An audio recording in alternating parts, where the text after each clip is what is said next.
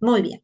Siguiente tema es cuidados post-inserción, monitoreo, mantenimiento y evaluación del sitio de inserción. La imagen, usted, un recién nacido que le están haciendo una valoración con el ultrasonido. ¿Por qué? Porque uno no solamente puede utilizar el ultrasonido en el momento de seleccionar el acceso, hacer el mapeo de ver que el vaso obviamente tenga el tamaño adecuado, el catéter no ocupe más del 40% de la luz del vaso, o sea que uno pueda medirlo y evaluar que no haya alguna zona de estenosis o algún trombo ya existente que nos pueda impedir elegir ese vaso para que obviamente si el, por esas casualidades hay un trombo en el vaso, una estenosis muy severa, no va a ser conveniente elegir esa vena para colocar un catéter, ¿sí? Uno debería elegir un vaso donde uno puede seguir el recorrido y no haya nada que nos esté interrumpiendo el flujo normal. Por eso es importante poder valorar la luz del vaso para yo poder elegir. Si la luz del vaso mide, por ejemplo, 1 milímetro, no podríamos utilizar un catéter de 2 French. O sea, uno debería utilizar un 2 French a partir de un vaso de 2 milímetros. ¿Por qué? Porque uno debería respetar la regla de no ocupar más de un 40%, ¿sí? Un tercio, no más de un 40% de la luz, porque si uno ocupa más de ese espacio, ¿qué va a suceder? El catéter está interrumpiendo el flujo normal de circulación de ese vaso. Entonces, vamos a empezar a actuar como si fuera un trombo el acceso. El acceso va a hacer que haya enlentecimiento del torrente sanguíneo, éstasis venoso, lo que va a llevar es hipoperfusión a los tejidos circundantes, estenosis, porque va a empezar a hacer una inflamación al vaso defendiéndose. Uno visualmente de afuera, ¿qué va a valorar? Que empieza a haber un edema en la extremidad. ¿Por qué? Porque el sistema linfático empieza a responder, a dar aviso de que algo no le está gustando.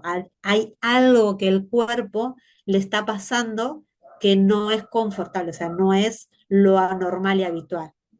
Ese algo es que el catéter está obstruyendo, entonces los tejidos empiezan a tener menos llegada de oxígeno, menos llegada de nutrientes, puede haber necrosis tisular, y si esto se extiende en el tiempo, se mantiene, permanece, uno empieza a ver desde afuera como signos de eh, cianosis en los pulpejos, ¿sí? Cianosis periférica, y en casos severos podemos tener hasta pérdida de extremidad, ¿sí? Por eso es tan importante poder evaluar y elegir un vaso adecuado y el catéter de un tamaño adecuado para ese vaso. Por eso es importante que podamos hacer una buena valoración previa a elegir el catéter. Bien, nosotros, como vimos antes, colocamos nuestro catéter, ¿sí? Entonces lo que deberíamos hacer es hacerle una adecuada fijación para evitar que el catéter se desplace, que el catéter se mueva y evitar que los microorganismos ingresen. ¿Cómo lo podemos hacer? Obviamente podemos utilizar hidrocoloides para proteger la zona de la mariposa, el apoyo. Algo que van a ver en el catéter es que tiene una parte plana, que es la que debe estar hacia la piel del paciente, y una parte que es redondeada, que es el formato del catéter en sí, ¿sí? La parte redondeada tiene que estar hacia afuera. Podemos utilizar, como en la imagen nos muestran, cintas adhesivas estériles, ¿sí? Pueden ser las Steritrix, que se usan mucho para lo que sería microcirugías, o en los chicos pediátricos se hacen cortes para juntar los bordes. Ese tipo de cintas se pueden poner hacia los lados de las mariposas para fijar, y una cinta transversal para contener y estabilizar la mariposa adecuadamente a la piel. Otra forma que se puede utilizar es el famoso pantaloncito, ¿sí? Hacer una estritriz cruzada sosteniendo la mariposa y la otra en contorno al catéter abrazando la prolongación y cruzándose. Va a depender obviamente del protocolo de cada institución y la fijación que todos conozcan, manejan y sea más seguro para esa neonatología. Porque si cada uno fija de una forma diferente en el momento de los cuidados, puede traer confusiones y puede hacer que en el accionar diario se terminen desplazando el catéter. Para minimizar los riesgos, todos tenemos que usar la misma forma. Si no tenemos Steri-Trip, que puede pasar que no tengamos, los apósitos transparentes suelen tener una cintita a un costado, que eso es estéril. Lo importante es que todo lo que usemos para hacer la fijación sea estéril, porque es un procedimiento estéril la colocación de catéter, y si uno saca la cinta que estuvo dando vueltas por toda la unidad o que alguien se la puso en el bolsillo, eso no es estéril. Es más, tampoco es limpio. Terminamos usando y contaminando la zona accidentalmente por utilizar fijaciones que no están adecuadas y no son óptimas para el catéter en sí. Una vez que fijamos con las Steri-Trip o con la cinta eh, estéril, lo que vamos a hacer es ponerle un apósito transparente semipermeable encima para poder fijar adecuadamente. Este apósito tiene que ser puesto suavemente, ¿sí? Nunca hay que hacer extremada presión, no tiene que dar la vuelta al brazo, o sea, uno tiene que permitir el flujo normal, porque es muy común que las extremidades se dematicen. Si uno cierra y hace como si fuera una pulsera alrededor del catéter, lo que va a hacer es que se dematice la extremidad, interrumpamos el flujo normal y terminamos perjudicando la circulación de toda la extremidad. ¿Sí? Eso es muy importante. Nunca dar toda la vuelta del brazo, usar obviamente las cintas que sean localizadas en espacios pequeños y que se permanezcan siempre bien adheridas, limpias y secas. Acá les subí un pequeño video.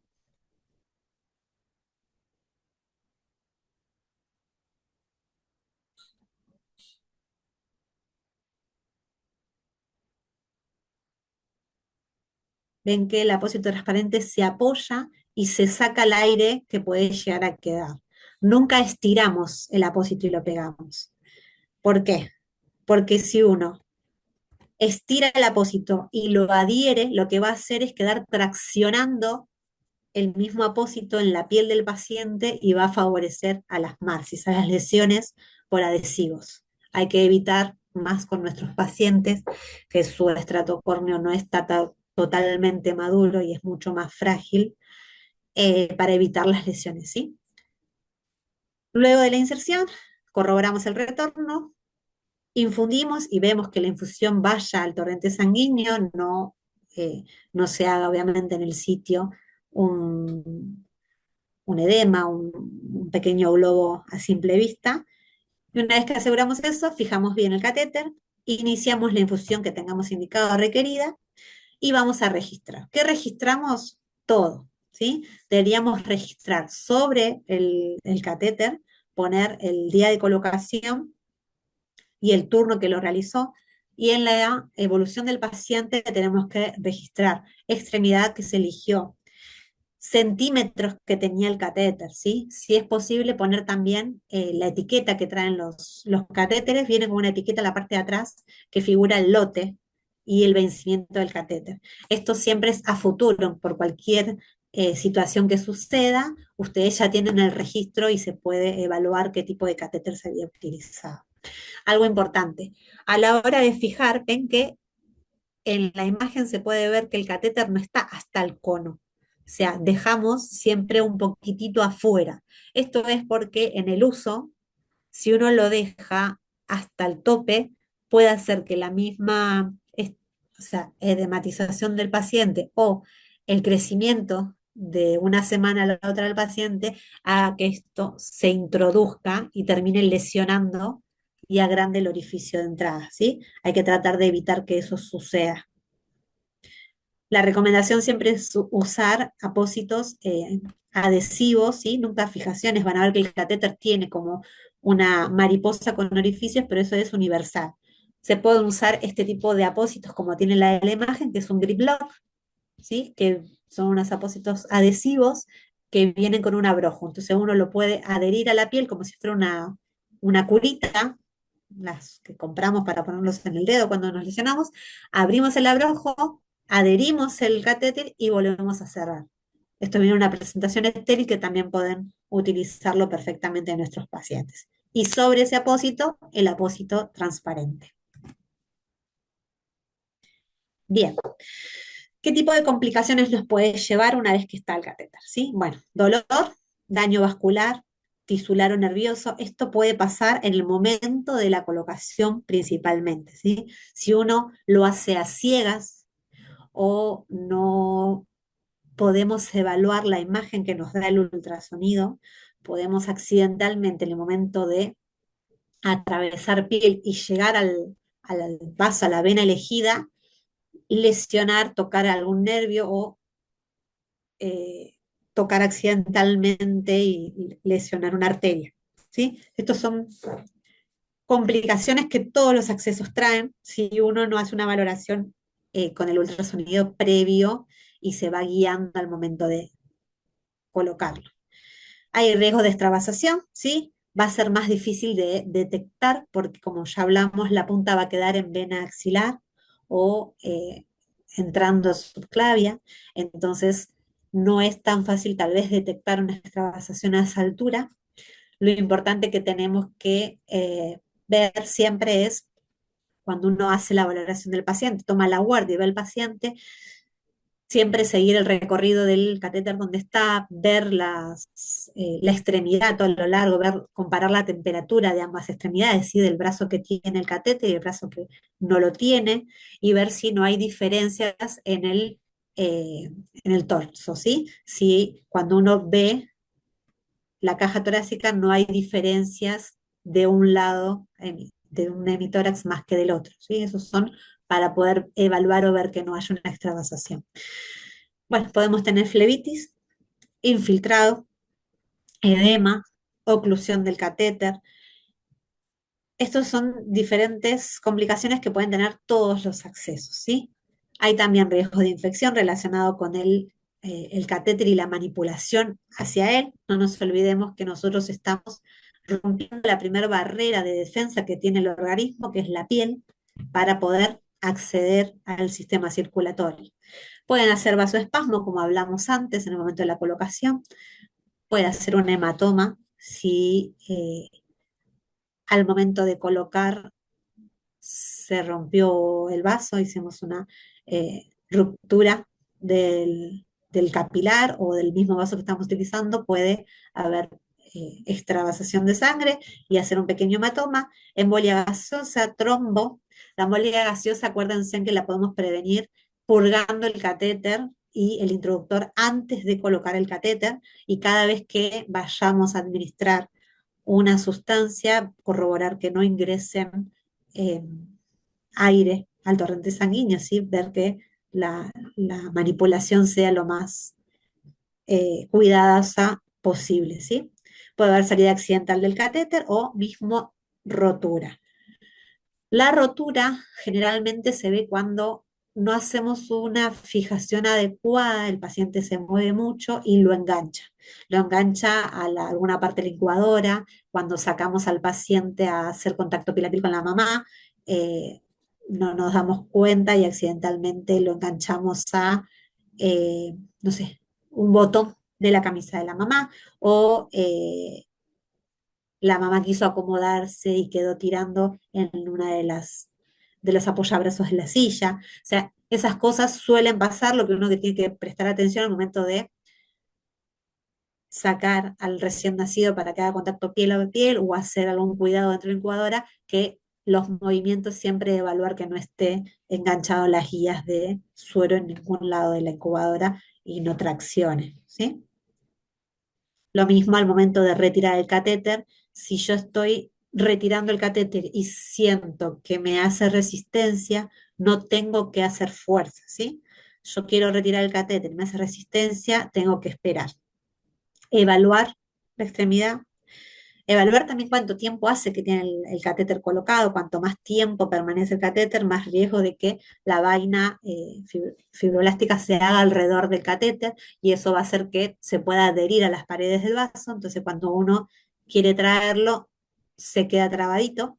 Si uno tira o forza, puede que haya un trombo adherido al catéter que al traccionar o rompa el catéter o ese mismo trombo se desprenda y vaya por la circulación. Entonces uno lo que debería hacer es valorar si tenemos la posibilidad de utilizar el ultrasonido, valorar el recorrido del catéter, ¿sí? Ver cómo está, ver si no está agarrado por ahí adherido a alguna válvula de las venas, que tenemos válvulas no solo en los miembros inferiores, sino también en miembros superiores.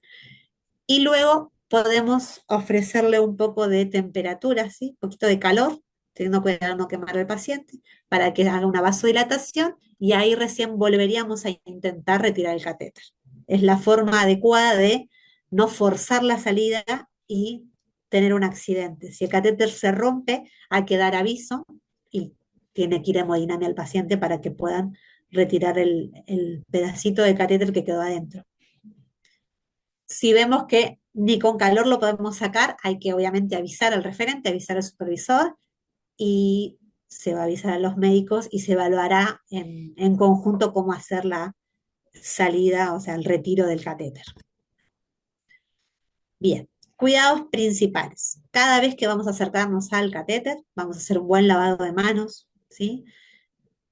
Tener en cuenta que cada vez que preparamos medicación tenemos que ser conscientes y hacer un buen manejo del sistema métrico decimal para la dosificación que sea lo más exacta posible, que las disoluciones sean respetando las máximas y mínimas del antibiótico, de la solución que estemos utilizando, chequear, ¿sí? Hacer un doble revisión para que no haya riesgos, porque si uno no utiliza como corresponde las dosis y quedan menos diluidas que corresponden o hacemos interacción con antibióticos o sustancias que no son compatibles, eso va a hacer que haga que se cristalice el antibiótico, que decante y eso puede obstruir el catéter o mismo pueden hacerse pequeños trombos dentro del torrente. Hay que obviamente la manipulación siempre, la preparación del antibiótico tiene que ser lo más aséptica posible y en el momento de la desconexión y administración tiene que manejarse siempre lo más limpio y aséptico posible para no hacer contaminación, ¿sí? De las conexiones y prevenimos las infecciones. El catéter hay que recordar que es estéril mientras que está dentro del empaque.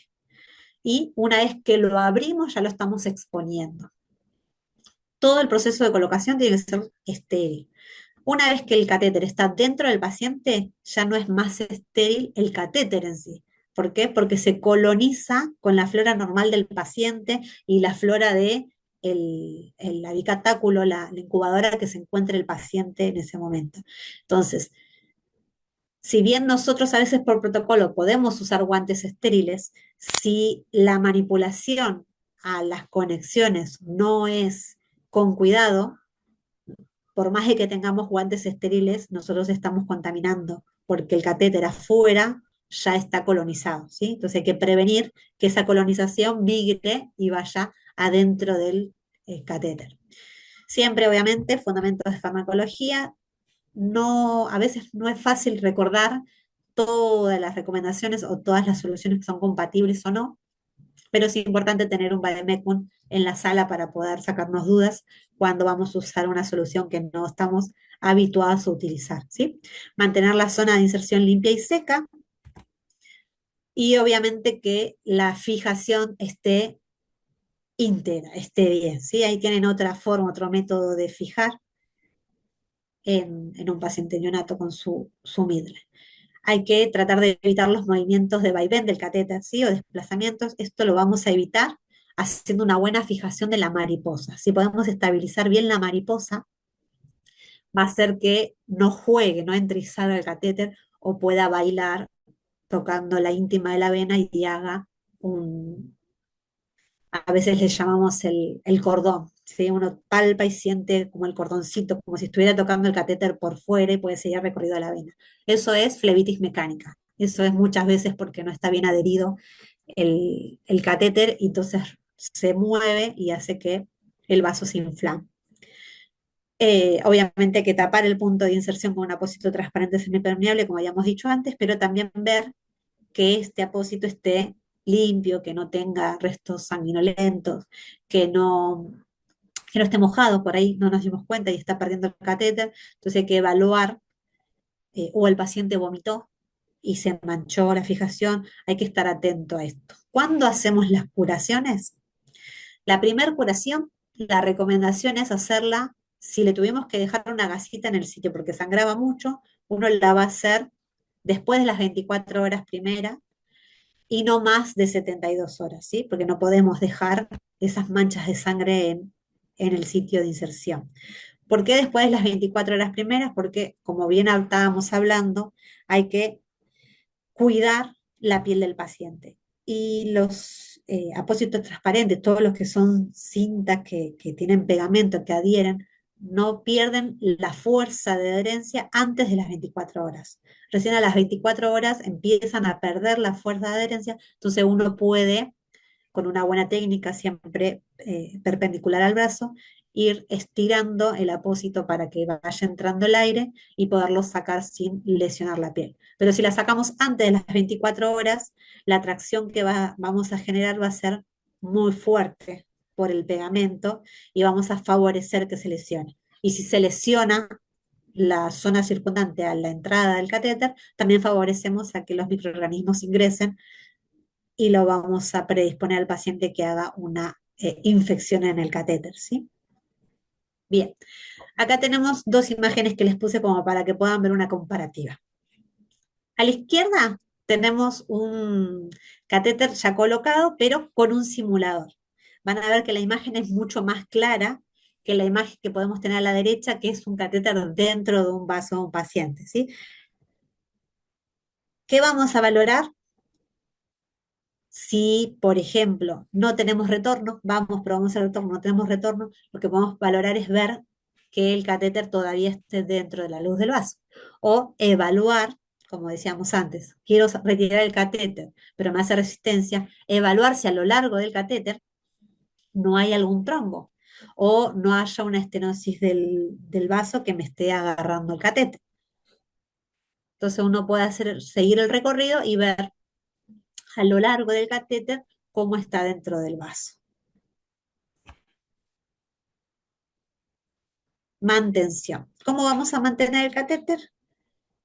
Hasta la mejor marca, si uno, o sea, si enfermería no está capacitada y no sigue los cuidados adecuados para el dispositivo, al día o los 2 días se nos va a tapar. Siempre, cualquier dispositivo que tengamos, tenemos que conocer, saber los cuidados y saber también qué sustancias podemos administrar por ahí. Estos son como claves para que el catéter dure el tiempo que el laboratorio nos dice que va a durar, ¿sí? En el caso del catéter de Midline, tiene una duración de hasta 29 días, pero esa duración va a ser siempre y cuando enfermería le haga un seguimiento. Estemos virando el sitio de inserción, veamos que no tenga signos de infección, veamos que el catéter siga permeable y podamos ir infundiendo. El retorno puede ser que nos dure los primeros días, ¿sí? Y después lo perdamos por esta vaina fibroelástica que les contaba antes, que el cuerpo se va a defender, como el catéter es un objeto extraño, es algo ajeno al organismo, le va a hacer alrededor del catéter, ¿sí? Entonces, esa vaina que se hace alrededor, lo que va a hacer es que cuando uno infunde, se abre la tapita y permite que la solución pase. Entonces, si por el catéter está infundiendo solución, la solución va a seguir infundiendo, no vamos a tener problemas. Pero a la hora de que uno pruebe, vamos a ver que no vamos a poder aspirar, no va a venir retorno. Y muchas veces pasa por eso, por esa vaina fibroelástica hace como una tapita. Cuando uno aspira, se cierra, entonces no me permite que venga la sangre, pero cuando infunda, se abre, entonces me hace la apertura y el catéter nos muestra que está permeable. Lo ideal es que si pasa eso, valoremos, ¿sí? Que no esté fuerza, que no haya hecho una extravasación y no esté yendo a fuera del vaso y estemos haciendo un edema que por ahí no lo podamos valorar en el momento, ¿sí? Siempre ver que cuando infundamos la solución vaya dentro de la vena. Y lo que vamos a tener que hacer siempre es desinfección de las conexiones y puertos previa a la manipulación, ¿sí? Con alcohol al 70, por lo menos unos 15 a 30 segundos, ¿sí? Haciendo frote. Y siempre antes y después de administrar antibióticos o hemoderivados, deberíamos hacer un lavado del catéter, ¿sí? Con técnica push stop, solución fisiológica, infundimos, frenamos, infundimos, frenamos. ¿Cuánto vamos a lavar? La recomendación siempre es usar el doble del espacio muerto del catéter. Los catéteres de 2 French suelen tener entre 0,15 y 0, no llegan a 0,2 mililitros de espacio muerto. Entonces, si uno administró un antibiótico, por lo menos deberíamos lavar con 0,3 mililitros, haciendo técnica push stop con jeringas de 10. Esto es importante recordarlo. La jeringa de 10 o las de 5, hay algunas jeringas de 5 que también son gorditas. Cuanto más pequeño es el grosor de la jeringa, más presión nos va a generar. Es un principio físico. Entonces, las jeringas más gorditas, o sea, que tengan un calibre más gordo de su diámetro, son las adecuadas, porque van a ser las que menos presión hagan dentro del catéter. Esto es una regla para todos los catéteres.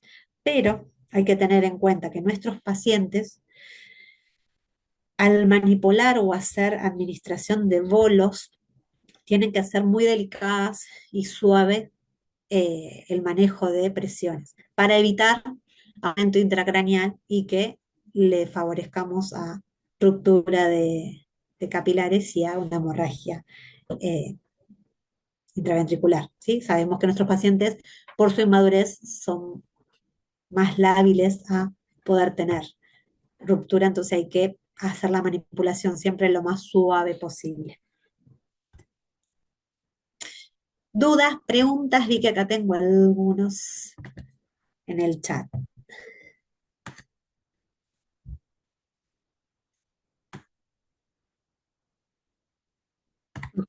Todos son agradecimientos. ¿Preguntas, dudas sobre lo que vimos? Por ahí fue muy rápido. Si quieren que vuelva a repetir algo.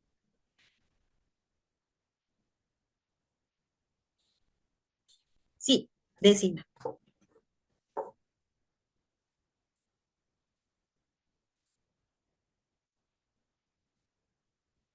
Licenciada, pueden activar su micrófono si desean hacer su consulta. Ok. Sayumi dice, sí. Licenciada, ella ha escrito en el Bien, WhatsApp, en el chat. sí. Dice, lo leo para todos. ¿El catéter Midline, si no se está usando, debería estar perfundiendo? No. El catéter de Midline está preparado para que esté intermitente, porque es un catéter periférico. Y los catéteres periféricos pueden estar eh, intermitentes, ¿sí? Algo importante que hay que tener en cuenta. Igual que manipulamos los catéteres cortos, si el catéter está intermitente, yo cuando tomo el turno debería valorar que esté permeable el catéter, ¿sí? Debería ir y ver si tiene retorno, si puede infundir y si infunde bien, adecuadamente. ¿Por qué? Porque si pasan más de 6 horas que el catéter está sin infundir nada y si no usamos una técnica de generar presión negativa al momento de sellar el catéter, podemos tener por el llanto del bebé o la fuerza un poco de retorno. Y ese poco de retorno que vamos a tener el catéter puede hacer que obstruya el catéter. Entonces, por lo menos la recomendación es cada 6 horas, en el caso de los catéteres intermitentes, hacer un pequeño lavado, push stop, y asegurar la permeabilidad del catéter. Pero sí, perfectamente pueden estar intermitentes. También, algo que no dije es que son de alta presión, toleran hasta 150 psi. Al tolerar hasta 150 psi, es un catéter que podemos utilizar para hacer expansiones, podemos utilizar para administrar contraste, si el paciente tuviera que ir a tomografía o a resonancia, o mismo si tiene que ir a hacerse una cirugía, no es necesario que le coloquen otro catéter periférico para el momento de la urgencia o para la anestesia. O sea, se le avisa al cirujano o al anestesista, en todo caso, que el catéter de línea media es un catéter periférico que puede utilizar. Entonces, ellos no necesitan hacer otra, o sea, agredir al paciente su capital venoso para colocar otro catéter. Acá tenemos otra pregunta. ¿Cuáles son los signos de alarma en un neonato que indican infección o complicaciones en el sitio de inserción de un catéter Midline? Como eritema, edema, exudado o cambios en el comportamiento. Todo lo que vos pusiste se puede dar. También, algo importante, vieron que el paciente neonato no se comporta como los libros dicen. Por lo general, lo primero que vamos a ver en el paciente es si es del el sitio de inserción. Vamos a ver que cambie de color, sí, se va a poner rubicundo, va a tomar temperatura, puede o no tener un exudado, eso eh, es muy relativo, porque si el paciente tiene una piel por ahí muy frágil, a veces tienen exudados normal del paciente, ¿no? De pérdidas insensibles. Pero lo que más vamos a ver es que si nosotros teníamos un paciente que era activo, ¿sí? Habitualmente era un paciente que se movía mucho o que era irritable, lo vamos a ver dormido. De golpe cambian el comportamiento y se quedan más quietos que lo normal. Por ahí hacen alteraciones en la frecuencia cardíaca, ¿sí? Empiezan a hacer algunas eh, taquisupra o algunas alteraciones en el ritmo, se hacen taquicardia de golpe. Eso son signos de tener en cuenta. Pueden o no hacer hipertermia. No siempre es sinónimo de infección, porque a veces en vez de hacer hipertermias, lo que hacen es que empiezan a necesitar más temperatura a la incubadora, porque el paciente empieza a ponerse como si fuera en reserva, a protegerse por esta actividad que está teniendo el microorganismo, entonces empieza a estar hipotérmico. Entonces uno empieza a evaluar que necesita levantar en un periodo corto la incubadora 1 o 2 grados a lo habitual que viene utilizando. Esos son signos que nosotros deberíamos tomar en cuenta de que algo a nuestro paciente le está pasando. La realidad es que de el 100% de los catéteres que se cultivan, que se envían a hacer cultivo de punta porque se cree que la infección o la bacteriemia está generada por el catéter, solo el 2% han dado positivo, ¿sí? Esto es algo universal. Por lo general, si el paciente levanta temperatura o hace algún cambio, uno debería buscar el foco, ¿sí? Hay que buscar qué es lo que le está generando ese malestar. Porque el paciente puede tener algo respiratorio, puede estar haciendo una infección urinaria o puede estar teniendo algún dolor particular en alguna articulación, por ejemplo, y no es una infección que venga directamente del catéter. Entonces uno va a necesitar el catéter para poder administrarle el tratamiento antibiótico terapio para atacar esa bacteria que está teniendo.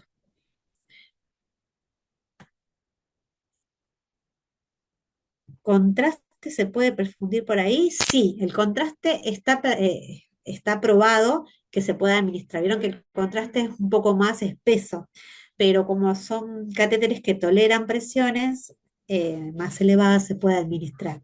Siempre, obviamente, teniendo el cuidado de la presión que uno esté manipulando.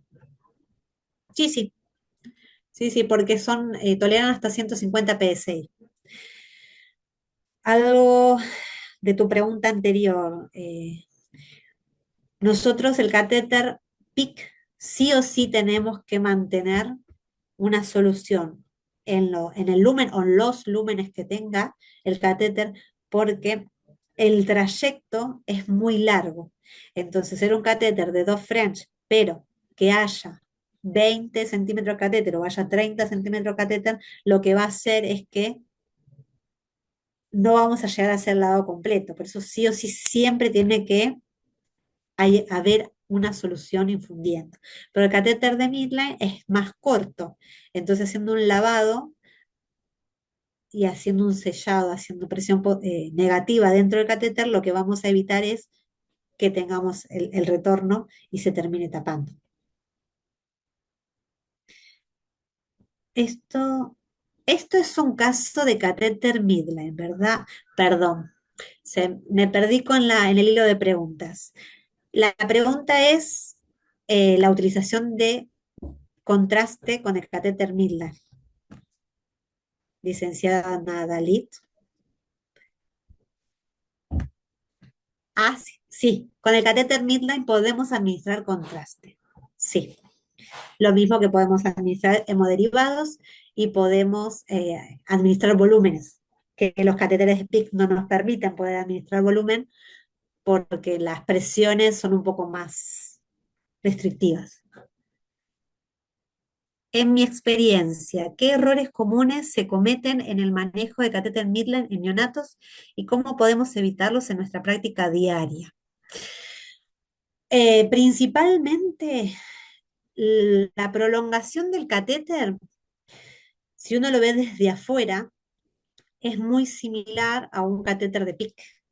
Entonces, el primer error que se comete es no identificar adecuadamente la prolongación del catéter. O sea, nosotros siempre tenemos que identificar el catéter, ponerle, bueno, en el caso de Bigón, ellos traen una bandita que dice catéter periférico, línea media, y te pone mililitros por minuto que puede, o sea, que tolera el catéter y la presión máxima que tolera. Eso es como una alerta para saber cómo manipular el catéter cuando nos acercamos. El mayor error que cometemos es no capacitar a todo el personal. Entonces, por ahí está capacitado una o dos personas o el tip de catéter, o sea, la patrulla que habitualmente coloca los catéteres, pero no transmiten los conocimientos, o sea, no comparten la preparación al resto de los turnos, al resto del equipo. Entonces, ante la primera duda, el mayor error que cometemos es no tengo retorno, retiran el catéter. No, o sea, tienen que infundirle alguna solución, no corroboran qué osmolaridad o qué pH tiene y lo administran sin por ahí tener en cuenta que por ahí esa solución no era indicación de un periférico, era indicación de un central. Esos son los errores más frecuentes que suceden, que retiran el catéter antes de tiempo por falta de conocimiento, por no, obviamente no conocer que el catéter tiene larga vida, que pueden administrarle diferentes sustancias. Algo muy habitual que pasa es que dudan la altura que quedó. Entonces piden una corroboración de placa. Uno tiene que tener en cuenta que los catéteres centrales, uno hace una placa, ¿por qué? Porque tenemos que buscar dónde quedó alojada la punta, porque la punta del catéter central tiene que estar en la vena cava superior o la vena cava inferior, dependiendo de dónde ingresemos, pero tiene que estar ahí. Fuera de la vena cava, antes del ingreso de la aurícula, fuera de ese sitio se considera periférico, no es central, ¿sí? Los catéteres de PIC suelen migrar mucho, entonces uno tiene que, cada vez que hace una placa, seguir. Catéter de midline es periférico. Si yo tengo retorno y puedo infundir, en el primer momento que lo coloqué, ya podemos activarlo, ya lo podemos habilitar y podemos empezar a usar. No tenemos que ni exponer al paciente a rayos ni tenemos que tardar en iniciar el tratamiento por falta de corroboración de la punta. Entonces, en ese tipo de situaciones nos beneficias. Yo sé que a veces cuesta cambiar la mentalidad o el paradigma y adecuarnos a que es un catéter periférico, principalmente pensar eso, es un catéter periférico y que es compatible con todos los periféricos. Entonces, si yo tengo un paciente que le estoy cambiando cada 24, 48 horas, no tengo que esperar a que se agote el capital para decidir si vamos a buscar otro dispositivo. O sea, yo me tengo que adelantar a eso. Muchas veces pasa en las instituciones que, eh, porque no está la persona que habitualmente coloca o porque no se fortaleció los conocimientos en la manipulación de terapia de infusión, eh, van directo a un central cuando el paciente no lo necesita, o sea, cuando el tratamiento no es el que lo indica. Entonces, mayormente lo que pasa es eso. falta de conocimiento, falta de preparación de los profesionales. No sé si respondí tu pregunta, pero eso es lo que más actualmente sucede. Hay muchas dudas. Todavía cuesta que se use el ultrasonido para evaluación, porque convengamos que nuestros pacientes tienen vasos mucho más expuestos y más colapsables. Entonces, cuando uno empieza a hacer la valoración, tiene que tener medida la altura y la fuerza que hace al colocar el transductor. Si no, lo que podemos hacer accidentalmente es apoyar, presionar de más y colapsamos las venas. Entonces se termina siendo un poco más engorroso. Primero, mi consejo: usar simuladores, practicar, entrenar, o sea, perder el miedo a lo que es una técnica nueva, ¿sí? Empezar a practicar y practicar, practicar con simuladores.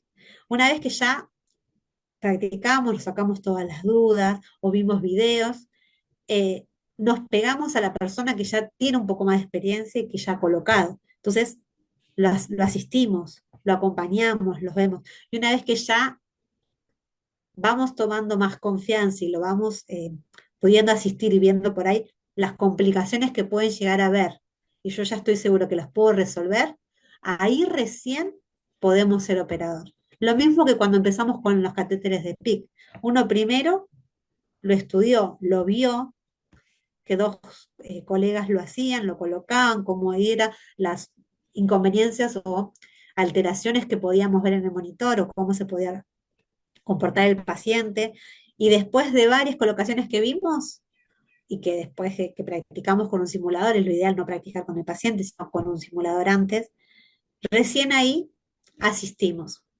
Y luego de asistir, ya fuimos con confianza, obviamente de la mano de un compañero que ya tuviera eh, la práctica y la experiencia, ahí ponerlo. Es la única forma de eh, limitar y tratar de prevenir cometer errores en ese momento. Errar es humano, lógicamente, pero si podemos prepararnos y tener en cuenta todos los cuidados necesarios para limitar, es lo ideal. ¿Con qué frecuencia sugiere realizar el monitoreo del sitio de inserción en neonatos con catéter Midline? ¿Qué signos clínicos debemos considerar prioritarios para actuar precozmente ante una posible complicación? Bien, no, la frecuencia lo va a determinar el catéter. Si el catéter viene bien, infunde bien y las personas, o sea, por lo general son 3 turnos, 4 en algunas instituciones que tienen turno de fin de semana. Si todas las personas que fueron haciendo el seguimiento del paciente vieron que no hubiera alteración, el catéter está permeable y viene, o sea, sin alteración la extremidad, que uno no ve signos de nada, no lo vamos a estar monitorizando. Sí, diariamente, por turno, uno tiene que ver el sitio de inserción, ver que el apósito esté seco, que esté bien adherido, porque antes dijimos, la primera curación la vamos a hacer a las 48, 72 horas, pero las siguientes va a ser una vez por semana, cada 7, máximo cada 10 días. Cuanto más abramos el sitio de inserción, más riesgo de desplazamiento, más riesgo de contaminar el catéter por la misma manipulación de abrir y hacer la curación, ¿sí? Entonces, cuanto menos rompamos la esterilidad del sitio, mejor para el paciente y mejor para el catéter. Si nosotros vemos que el sitio de inserción cambió de coloración o, por ejemplo, apareció un hematoma, uno debería hacer un monitoreo y seguir.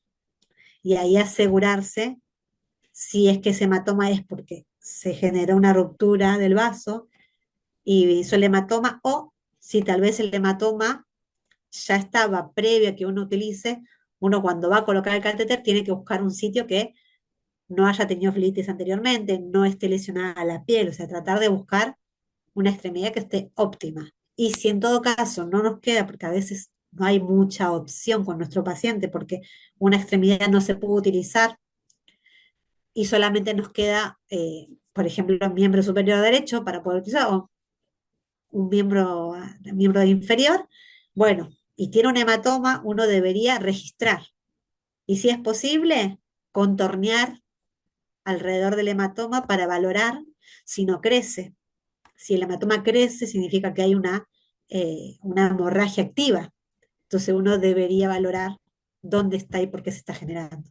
Si es por el catéter, lamentablemente hay que retirarlo para no seguir complicando y no aumentar los riesgos de tener una complicación por el mismo catéter en sí. No sé si tienen otra duda, consulta. Estoy tratando de pensar cosas que se me vengan para decirles y que no se me vaya nada a la mente. Ah, algo importante, si el paciente es un paciente muy movedizo, eh, la recomendación no es tapar el sitio de inserción. O sea, el sitio de inserción tiene que estar con un apósito transparente y uno poderlo ver y evaluar. Pero si el paciente es muy movedizo y hay que tratar de que la prolongación no se enganche, si uno va a tratar de hacer una pequeña contención o sujeción para que no se termine traccionando y ni lesionando al paciente ni perdiendo el acceso. Así que esas son cosas que a veces pasan. Pero siempre teniendo en cuenta eh, posiciones normales del paciente. Lo mismo cuando uno va a abordar al paciente o le va a hacer la curación.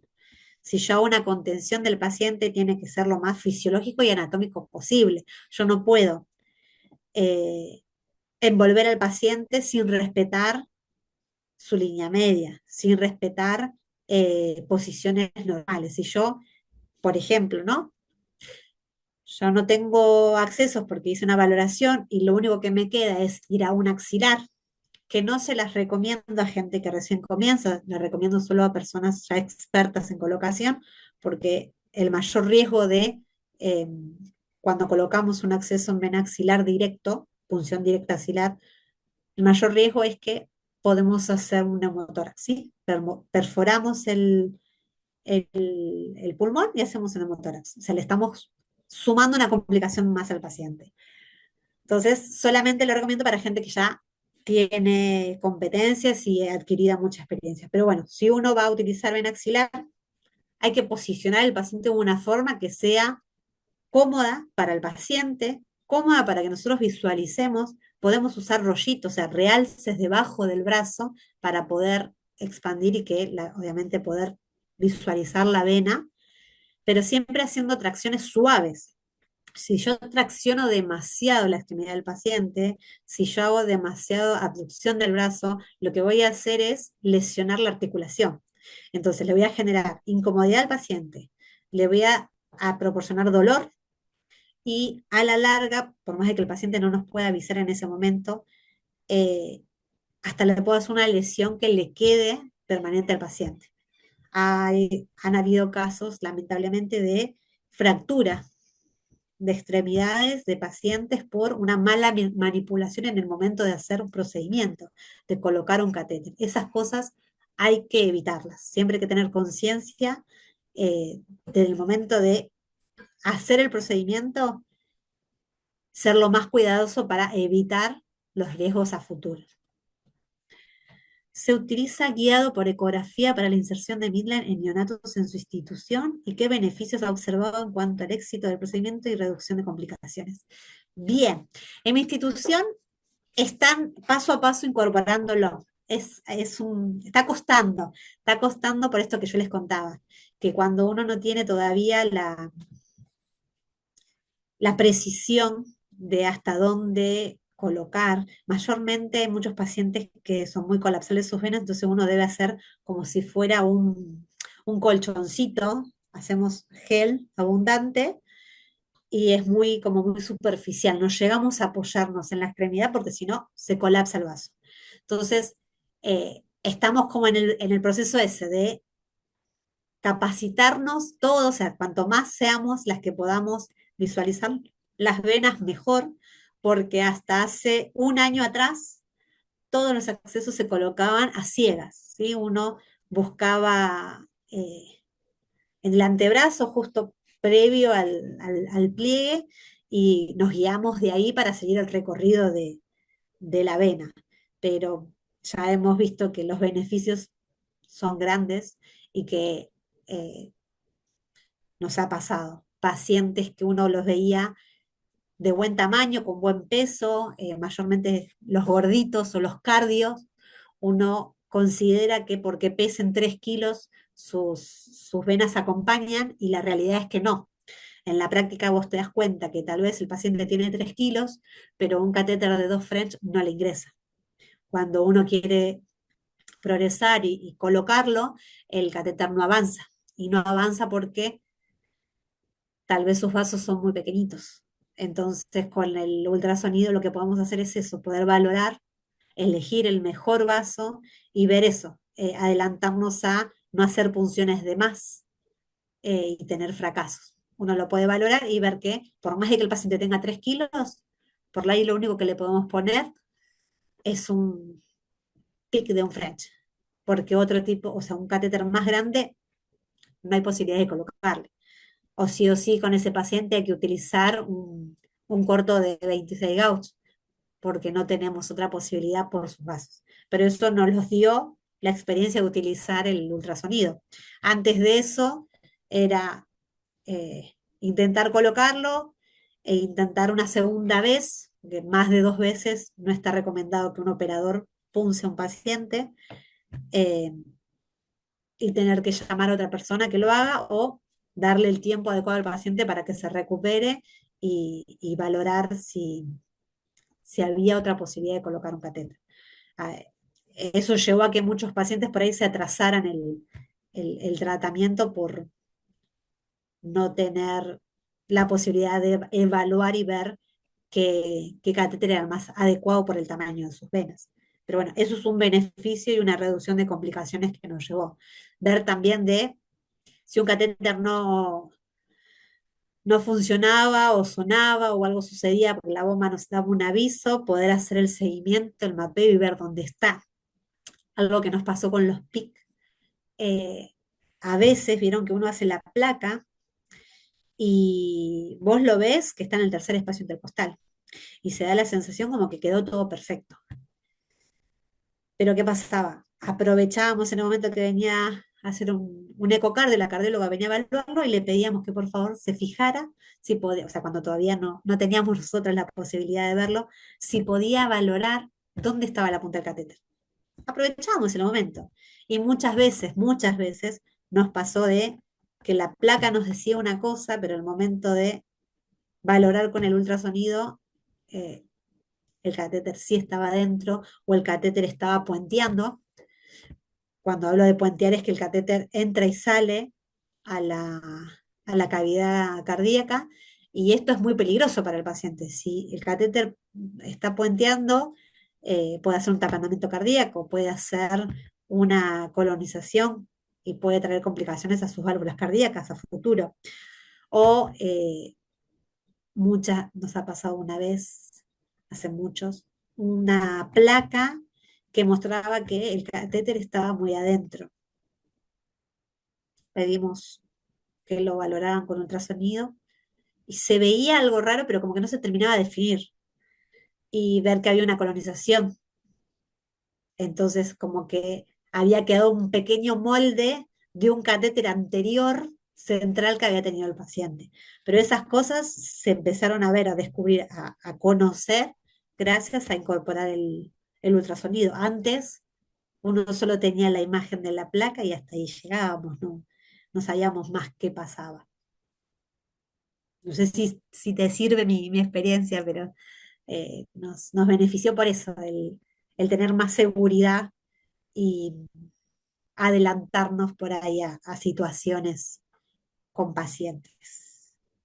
Bueno, ahora la semana pasada, particularmente, eh, un conocido me llamó porque estaban con un paciente, pacientito pequeño, 1,20 kg, me había dicho que tenía, y no le podían retirar un catéter. Y lo primero que yo le pregunté fue cuántos días hacía que lo tenía. Y me dijo que no, que hacía 3 días que lo tenía, pero que había hecho una flebitis muy grande, entonces decidieron retirarlo porque se veía que el paciente había empezado con taquicardia, signos de dolor, pero no lo podían sacar. Entonces, automáticamente, yo pedí permiso, le pusimos el ultrasonido y el catéter era más grande del tamaño que podía tener el paciente. El paciente pesaba 1,20 kg, pero intubado. No era real el peso que tenían. Entonces yo le dije que en ese caso uno debe ir a lo más pequeño, o sea, menos invasivo. En el caso, en ese paciente, un midline no se podría haber usado. Ellos habían intentado poner un PIC doble lumen, dos French. Era demasiado grande para ese paciente.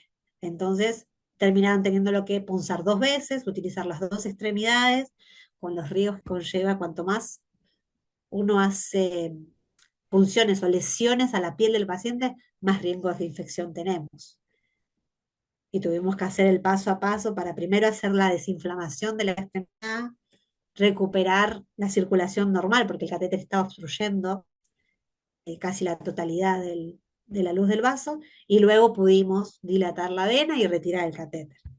Pero todo eso fueron 4 días de ir un paso a paso, siguiendo al paciente, siguiendo sus signos, teniéndole que dar analgésicos porque el paciente estaba con dolor, y, y todas estas cosas se puede prevenir con el ultrasonido. La verdad que es una herramienta que antes no nos animábamos o no creíamos que enfermería lo podía usar, pero ahora está más que sabido y comprobado que se puede, que aprendiendo a utilizar bien, cuidando obviamente que no se rompa porque son muy frágiles los equipos, pero haciendo un buen cuidado y aprendiendo, yendo, probando, o sea, probando con nosotros también, ¿no? Entre compañeros, entre colegas, ver, valorar, ver si encontramos una vena, ver si encontramos una arteria, no sé, el hueso, ver las diferencias, densidades, nos empieza a ayudar a poder después identificar en las imágenes lo que estamos viendo.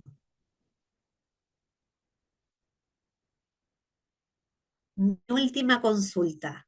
Gracias por responder nuestras dudas, no, gracias a ustedes por escucharme. ¿Qué protocolos de fijación y estabilización del catéter midline considera más efectivos en neonatos para prevenir desplazamientos extravasas? Bien, para mí lo ideal eh, con midline es el apósito de Deep Love. Para mí fue como lo más beneficioso, porque es pequeño, viene de una sola pieza, entonces como que no tenés que estar cortando. Si uno usa la cinta estéril que trae el apósito transparente o el grip lock, es algo que uno tiene que manipular un bisturí estéril para poderlos cortar del tamaño adecuado y poderlos utilizar. En cambio, el grip lock te viene como la medida especial. Uno limpia, porque obviamente hay que limpiar que no queden restos sanguinolentos, hay que secar que no quede húmedo, ahí lo adherimos, abrimos el abrojito, pegamos y se pone. Es como si fuera una curita y ya queda. Y arriba sí el apósito transparente. Y sí, acá se usa mucho en el Hospital Garrahan, les gusta mucho ese tipo de apósitos y hasta, mira, te diría que 15 días han tenido un catéter y como no se había manchado y estaba bien estable, solamente hacían cambio del apósito transparente y estaba todo perfecto. Si a mí me preguntás, una vez que se abre, se cambia todo, ¿sí? Porque ya ahí perdimos la esterilidad. Pero por el seguimiento que ellos le hacen, que ellos tienen una patrulla, iba todo perfecto y la adherencia, la fijación fue tan segura que confiaron en poder seguir hasta lo que más le dio para evitar esto, el desprendimiento y la agresión a la piel del paciente. Y con lo de la extravasación, lo que más sirve es ser consciente a la hora de la administración de soluciones, ¿sí? Si yo tengo una solución que el pH no es compatible con periférica y yo lo tengo que dar aviso, porque a veces se confunde. que si yo diluyo más una solución, es menos agresiva. Y no es así. Por más de que yo diluya más un antibiótico, no le voy a cambiar el pH. Lo que voy a hacer es que le tenga que dar más volumen al paciente. Lo que hay que ver es los tiempos, a cuánto tiempo por minuto, cuánto mililitros por minuto le estamos infundiendo, si es adecuado o no para periférica. Eso es lo que más nos favorece para prevenir la extravasación. Lo mismo del material, si usamos poliuretano es mucho más seguro que el teflón. El teflón, no sé si alguna vez prestaron atención, pero si el paciente lo tiene en el dorso de la mano y clampea la muñeca, uno puede ver la punta del catéter que se hace una prominencia. Esa prominencia que podemos ver y uno puede tocar desde el exterior está lesionando internamente. No lo vemos, pero está haciendo la lesión. Por eso también después de las 72 horas, los catéteres cortos suelen hacer eh, flebitis mecánicas y tienen mayor riesgo de extravasación, porque el material, el teflón, suele endurecer, o sea, tiene una rigidez particular y tiende a ponerse más duro, más rígido a la utilización y al pasar los días. Por eso son más propensos a hacer extravasación.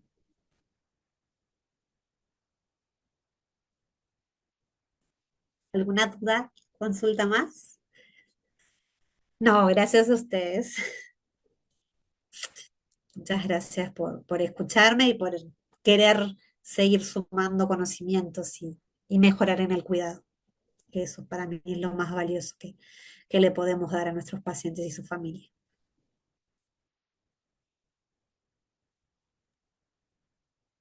Muchas gracias, licenciada Solange.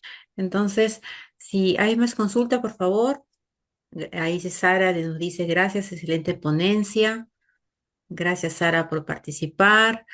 Pueden, todavía tenemos aún unos minutos para que puedan hacer consultas a la licenciada Solange, contar su experiencia, no sé, cómo les va, eh, qué acceso vascular están utilizando, utilizan el PIC, el midline. Voy a compartir otra vez el link de asistencia, ¿de acuerdo? Ahí a compartir, licenciada Carito. Entonces, sí, nos gustaría escucharlas también.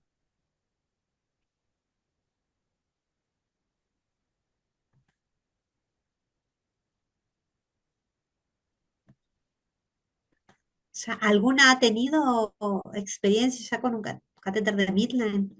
Eh, ¿Han colocado o han tenido algún paciente que le colocaron, le pusieron uno?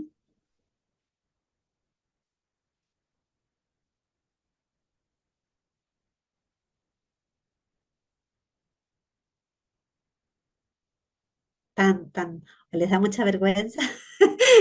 ¿O fui muy clara? Ay, Verónica dice ahí, licenciada en el chat. Ah, ok. No, yo nunca tuve la experiencia. Yo tengo experiencia con catéteres de PIC y Sara dice, en mi sede aún no contamos con ese catéter. Ah, bueno, está bueno que vos lo conozcas, que sepas que existen eh, y que lo puedas. Es más, si uno pone en internet catéter de línea medio, catéter de midline, va a salir un montón de información porque en Europa, desde el 2015 hay estudios que se realizaron, o sea, desde el 2010 ya se utilizaba y a partir del 2015 empezaron a haber profesionales que empezaron a hacer estudios de los beneficios comparativos eh, para, para esto, para ver qué tipo de paciente sí, qué tipo de paciente no, porque obviamente no es un catéter para todos, ¿sí? Entonces es un catéter que beneficia mucho para estos pacientes que son de difícil acceso, que eh, podemos prevenir no llegar al agotamiento capilar. Bien. La diferencia entre el catéter de midline y el catéter mini midline es que el catéter midline, o sea, como la palabra dice, es, se considera que es a los catéteres que ya son de 4 French. ¿Por qué? porque si uno puede, o sea, tuviera la posibilidad de tener los catéteres en la mano, el catéter mini midline son catéteres más cortos y son, o sea, si uno lo compara, es un poliuretano mucho más, como más delicado, más blandito. En cambio, el catéter de midline, eh, en consistencia, es un poliuretano más parecido a un catéter central, a un central de quirúrgico, hablo, ¿eh? Es como mucho más fuerte. Entonces, la diferencia que hacen es, los mini midline, el laboratorio recomienda hasta 29 días de uso, porque las pruebas que ellos han hecho químicamente muestran que hasta 29 días el material está íntegro, está apto y no tiene ninguna alteración que pueda llegar a perjudicar en su uso. En cambio, los catéteres de midline son mucho más resistentes, son más largos también, más grandes y se puede usar más de 30 días. O sea, ya hay evidencia científica que demuestra que se usa para 2 meses, 3 meses en pacientes sin inconveniente. Pero bueno, la diferencia mayor lo que hacen es la posición, ¿sí? El mini midline lo pueden utilizar en cualquier altura de la vena. Si uno lo puede asegurar que quede en la vena axilar, mejor. Podría estar hasta la subclavia, no pasaría nada, pero en línea media lo asocian más a llevar hasta línea media clavicular, o sea, que quede bien a altura de vena subclavia, por los beneficios, por la resistencia del material y por el caudal y la tolerancia que tiene la subclavia. Es más, el catéter de Midline, que se considera al de 4 French, tiene una resistencia de presión de hasta 300 PSI, o sea, el doble de lo que puede llegar a tener un catéter de mini midline que toleran hasta 150 PSI, o sea, en resistencia de material, hablando.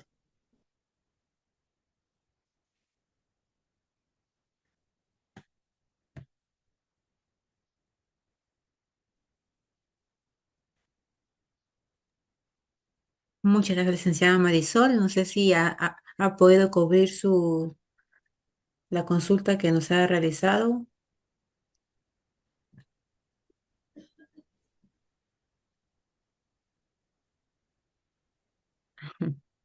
Ok, justamente hablando de lo que es el catéter midline y del catéter PIC, que hemos visto que muy pocos tienen experiencia en este nuevo catéter midline. Nosotros, como parte del diplomado, nosotros les voy a presentar. Ya, dicen, entonces, no hay más consultas, licenciadas, licenciada Una Solange, consultita, por ahí favor. está, Marisol. Sí, licenciada Marisol, por favor. El catéter midline, tiene, vamos a decir, su uso, alguna preferencia, tal vez para, por ejemplo, pacientes neonatos a término o para pacientes prematuros, el mini midline. ¿En qué caso se Yo lo, utiliza con mayor frecuencia o es recomendado? yo lo recomiendo, si es para prematuros, que sean prematuros de buen peso, o sea, que estemos llegando al 1500 gramos. Por o sea, una situación del tamaño que va a tener la vasculatura del paciente.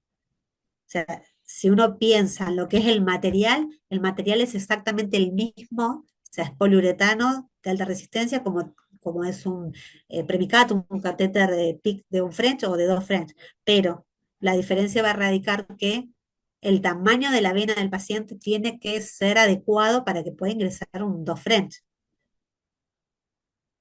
No sé si se entiende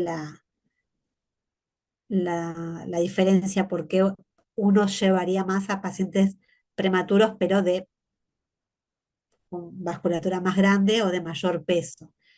Para los términos, no hay duda que sí lo puedes usar, pero para los prematuros, sí o sí, yo aconsejo, o sea, uno busca, no hay información adecuada de eso, pero uno tiene que respetar no ocupar más del 40% de la luz del vaso. Entonces, un paciente menor a 1 kilo, te diría que hasta 1,5 kg, la vasculatura es muy pequeña. Entonces, uno no debería usar frenchajes muy grandes para ese tipo de pacientes.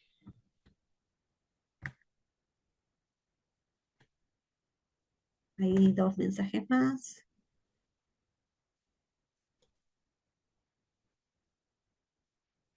Pero haya aclarado tu duda.